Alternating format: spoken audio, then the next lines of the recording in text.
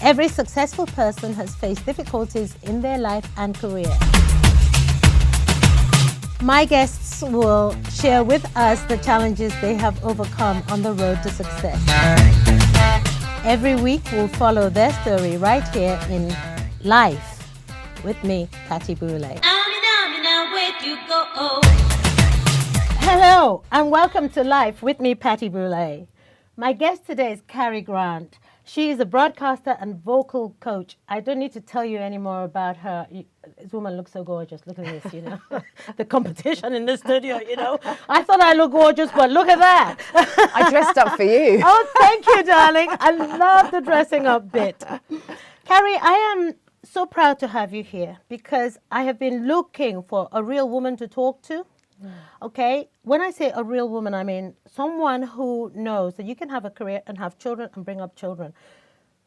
You haven't done it the easy way. No. Okay. I've had one child in every decade of my life, I think. Oh, God. 20s, 30s, 40s. Which, and then we adopted. Yes. So 4 children spread, you know, between the ages of like 23, 17, 12 and 8. So, yeah, we've got a whole sort of spectrum of different ages, and then they've all got special needs. So really, really diverse group of children. I don't know how you've done it and look the way you do and have the career that you've had on television. I mean, you've worked with, oh my goodness, take that. You've worked with so many people, Spice Girls, Kimberly Wyatt, Will Young. My daughter wrote a song, Will Young's album. Did she? Yes. Charlotte Church, Lamar, The Saturdays, Gwyneth Paltrow. My goodness. Yeah. Come on. And then you did backing for Diana Ross some years ago. Yeah. Yeah? What was she like to work with? She was proper old school, and I think that comes from being a black American during a time where it was really difficult when her career started. So you have to call her Miss Ross. So it's very kind of, yes, Miss Ross. Yes. Thank you, Miss Ross. Which is fine. I don't mind. I was just like so in awe because I had grown up watching this woman and just thought she was amazing. And I've always loved Diana Ross's voice. And she's smaller than you think. She's teeny tiny, but she's, you know, that voice, that small, soulful voice. And when I say small, I don't mean it in a derogatory way, but just in a kind of, yeah. She's not trying. She was her she's own. Just effortless. Yeah. So, I met her at the Palladium. Did you? Yes. Good to work with? Or Or was it a little bit Miss Ross? You were going, call me Patti, and she was like, call me Miss Ross. No, because obviously she's older than me, and Yeah. being African, you tend to Yeah. give respect anyway. Yeah. So she wouldn't have to ask to be called Miss Ross. I would have called her Miss Ross anyway. But it's really funny because every time I met Michael Jackson, he would say, ain't no mountain high enough. He keeps saying to me, Patty, it's got to be a throwback. It's got to be a throwback. No, Michael, it ain't a throwback. I'm my own person. Carrie, I want to go back to your childhood. Did you have siblings? Did you grow up So with I grew up, and- I grew up with my mum and my dad and my brother till I was 7, and then my dad left. So then it was just my mum and my brother and I until I was 13 when my mum remarried, basically the love of her life, her real soulmate. So that was my first experience of a really good father figure, a really good male role model really, was from 13. And I always credit my stepdad really for being the person that helped me choose well when it came to my own life partner. So I met David when I was 20, so young, such a long while ago. Same age I met my husband. Oh my gosh. Yeah. And, you know, here we are today, been married 30 years. That is incredible. Yeah. I remember meeting you and David, gosh, many years ago. And you were, what I liked about you, very unassuming, both of you, really lovely. And you were he's lovely. Just He's the so, lovely one. He is just, no, you were so stately, darling. You were so elegant. You were so princess, you know. So I love that, you know, because you were, it wasn't like princess this way. You know, you were just so regal, and so that's really lovely. And I thought you were such a good couple, and it's just good to see you, all the things you're achieving.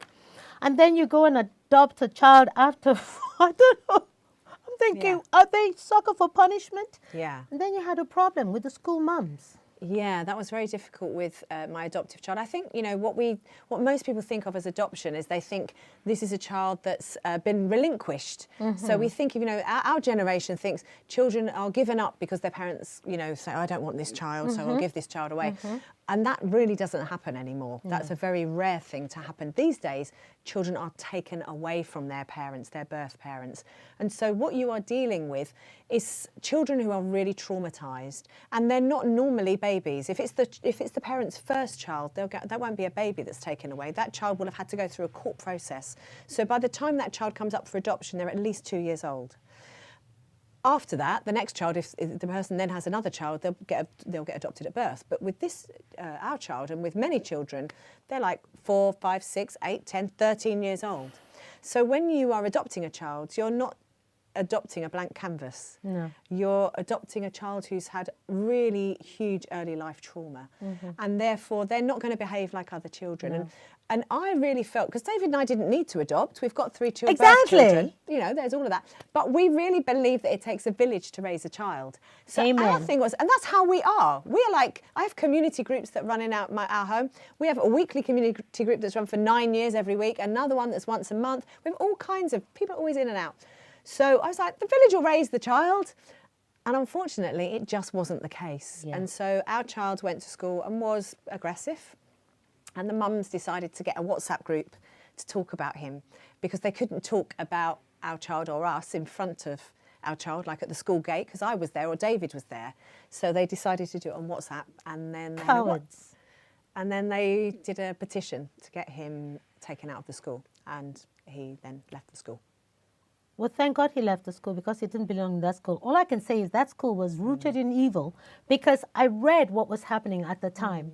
How can women, you see, this is what, when my daughter was going to work for women, and she says, oh, well, they've got children. I said, no, darling. You have mothers, and then you have mothers.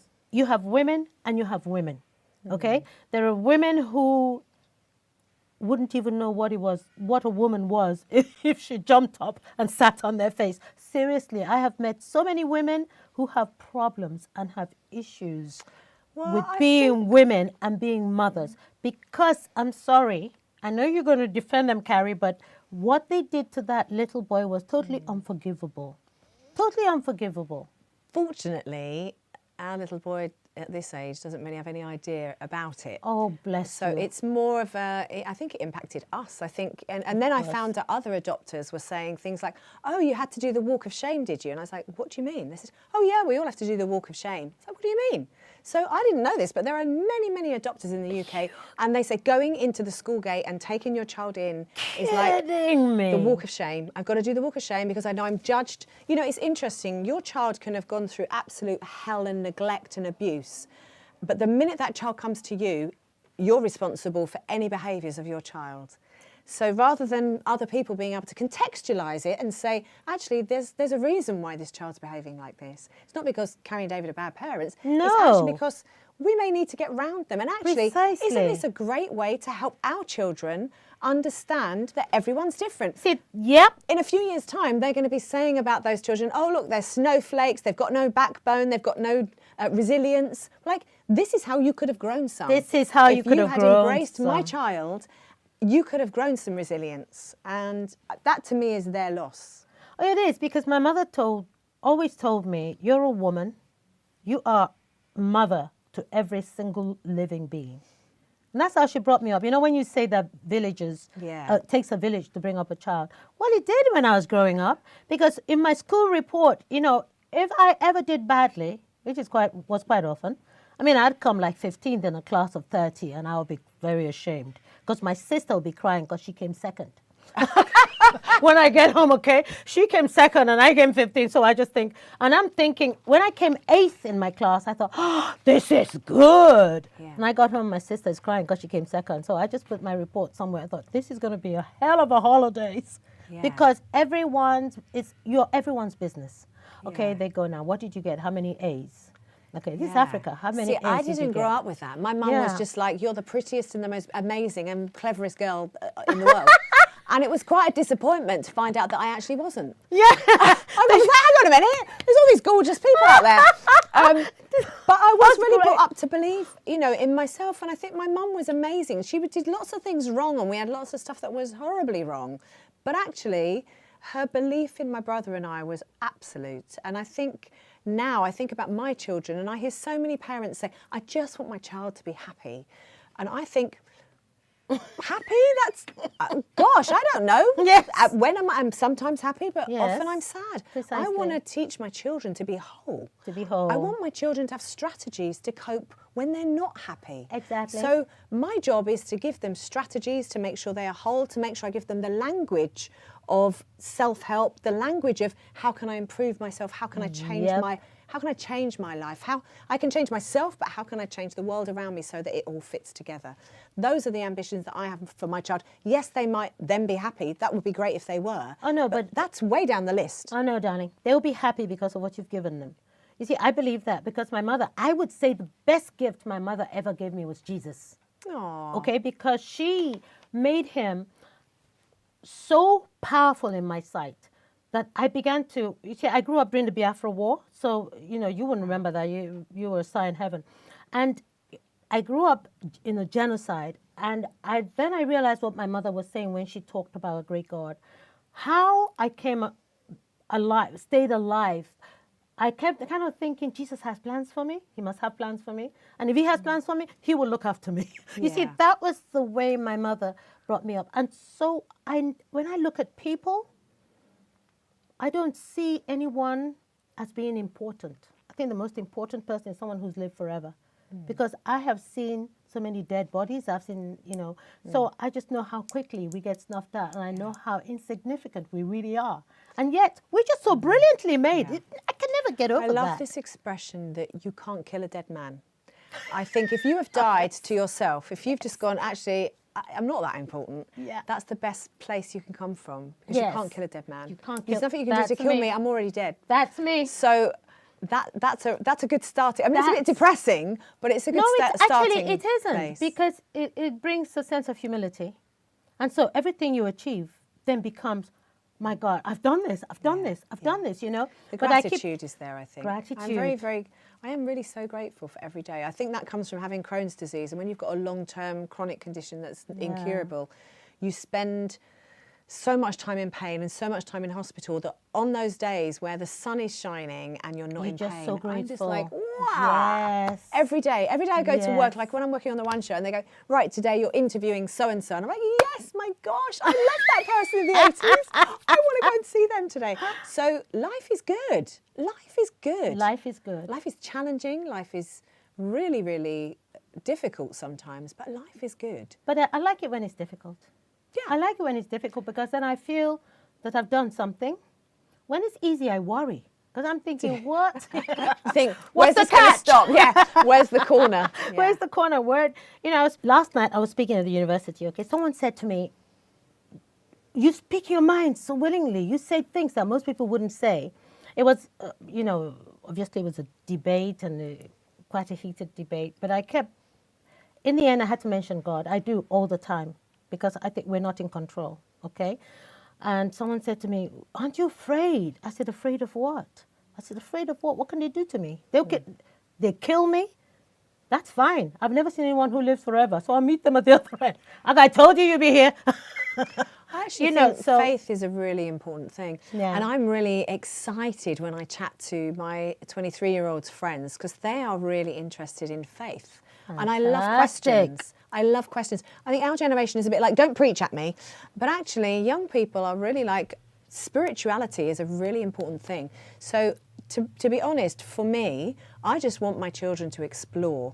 I've got my own faith. I have a church in my house. So I mean, I totally believe in God and all that. But for them, they can follow that path or they can choose to follow whichever path, as long as they are acknowledging there is something inside that is way bigger than all of this that we do and all of that. Precisely. There's something a lot bigger than all of that. You know what I say to my students when I have to lecture, you know, especially when I have their new students and their final year students, I say to them, okay, just close your eyes and let them close their eyes for about 30 seconds. And I say, try in that time to just think of the form of your body. Don't touch anything. I said, you can't imagine it. I said, for those seconds, you're all one. You're just part of the universe. You don't have a form. I said, that's how big your spirit is. That's how big my spirit is. And you can contain it by being selfish and me, or you can just include the world, you know, that where you belong, you know, and just be like you are. You give and you can see it in your form. It's funny when I meet people, in seconds. Do you do that? In show business, it makes you, because you stand in front of the audience and you have to judge your audience very quickly. That's true. Yeah, I look at people and you can judge their character immediately. We always use this expression. David and I do leadership coaching, and we say we've gone from these big hero leaders, charismatic leaders like Churchill, that kind of leader that was right the way to the 90s, early 2000s, and now we have people that are much more like catalysts, and they are seers. So a good leader is someone who is a seer, someone who can see the people around them and see the strengths and then bring those strengths out. That's a catalyst. And for me, I'm very excited about where leadership is going. I think, and I also think it's really polarised at the moment. So we have these old-fashioned hero leaders, and then there is a new type of leader coming out, which is, those leaders are so exciting because they're all about collaboration. They're all about how do we put something together. They're about squashing status and actually getting a team together and making stuff work and making it happen. You're kidding me. When did that start happening? So I think it began, we've been doing coaching, this kind of coaching for about 20 years. I'd say in the last 8 to 10 years. Okay. I think since women and since there's been more diversity in leadership and emotional intelligence is more valued. Before it was just academic intelligence. You've got your degree. Was. That's what Oxbridge types. You are the leaders of tomorrow. Whereas I think now there are all different types of people coming into leadership, and I think it brings a real diversity that's really rich. And I'm very excited about that. That is fantastic, because the last time I went to a conference, which was over 10 years ago, about leadership, I came out going, they don't know what leadership means. No. Because it was a me, me, me, me, me. There was about 10, 15, maybe 20 years where they were talking about assertiveness with women, leadership, and I'm going, no, you don't know what leadership means. They didn't know. Well, leadership doesn't happen to people, it happens with people. And that's how, that's in every aspect that I interact with, which is in my campaigning is education and health. Yes. It's all happening to them. It's happening to children. It's happening to patients. So my big fight is, let's change the leadership mindset, because if we change the leadership mindset, patients and students will feel like it's happening with them. Yes. And the with thing is so much more important because it empowers people. It empowers a patient, it empowers a student, it empowers families if they know that people are working with them and it's not just happening to them. My mother always said a great leader is one who knows how to serve. No, 100%. If you don't know how to serve, you can never lead. Yeah. You'll always find David and I scrubbing the floors at 3 in the morning. After everyone's left. Listen, it's so funny you said that. It was, I was getting ready to go and do a show. I had this long sequin gown with, train. As only Patti Boulaye would have. Seriously, I was decked in my fineries, glittering everywhere, okay? And my children's friends came. It's funny because we had split. I was on the floor on my knees in my sequin dress trying to mop up the... I've been there. And they came in and went, they came in together and they ran out again. And they said to my daughter, your mother's on the floor with sequin dress. She's cleaning the floor. As you do. Well, of course. That's a showbiz, hospitable person. Absolutely. But, it's funny because people look at show business people and they judge you according to their own standards. That's what they do, don't they? That's sad. It's We're very not quite sad. as shallow as We're people would have not us marked out to be. Not at all, So it's, okay, Carrie, what I want to speak to you about now, I would like you to touch on the most difficult moment that you can think of. Oh, I know exactly where that is straight away. Where was it? So the most difficult moment would have to be the first time that one of my autistic daughters went onto suicide watch.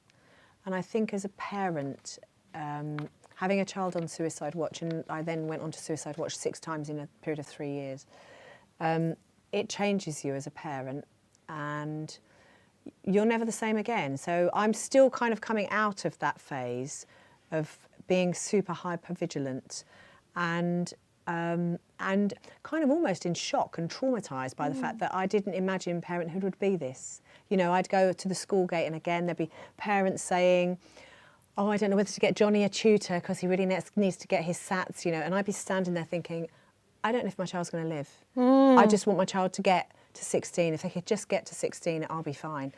And so that changes you as a parent. So that's the most difficult time. But I kept saying and praying, I want things to change it, change it, change it. I need things to change. I want my circumstances to change.